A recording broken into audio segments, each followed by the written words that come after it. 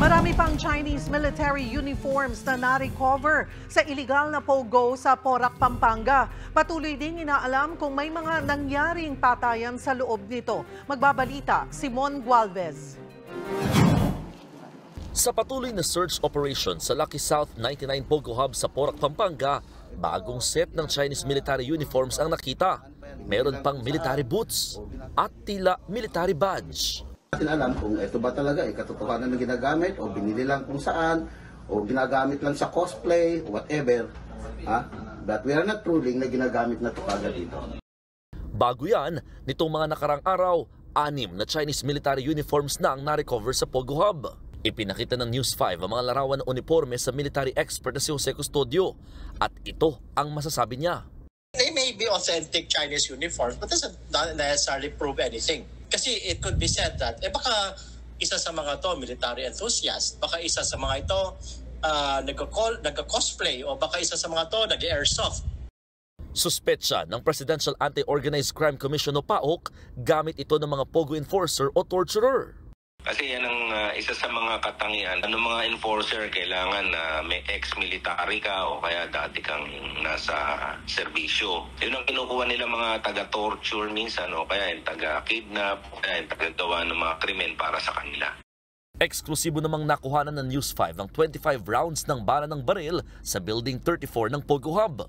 Una nang sinabi ng PAOK na iniimbestigahan nila kung may patayang nagaganap sa loob ng compound. Kasunod ito ng mga litrato ng mga bangkay mula sa cellphone ng Pogo torturer na si Wu Lifeng. Natuklasan din ang isang binaklas na 9mm pistol at ilang sex toys. Pinasok din ang panibagong working area. Dito natagpuan ang mga vault, peking perang dolyar, pati na rin ang sangkatutak na SIM cards. Gayun din ang iba't ibang ID at passport ng mga Chinese nationals. Natuklasan din ang isang KTV na may second floor na itinuturing na sex area. Nagkalat dito ang ilang underwear at mga kondom.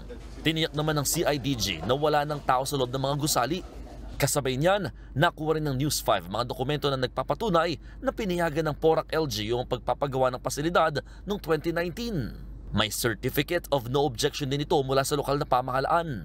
Signed by the Sangguniang Bayan and the mayor, allowing itong Porac Illegal Pogo Hub na mag-operate noong 2019. Siguro ma'am, may application pa po siya for application so obviously legal yun. But according to PAGCOR, hindi na po nila inaprobahan yung...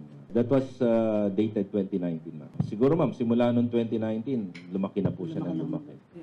Una nang sinabi ni Porac Mayor Jean Capil na walang mayor's permit ang Pogo Hub noong 2024 dahil nasa negative list daw ito ng Bureau of Fire Protection.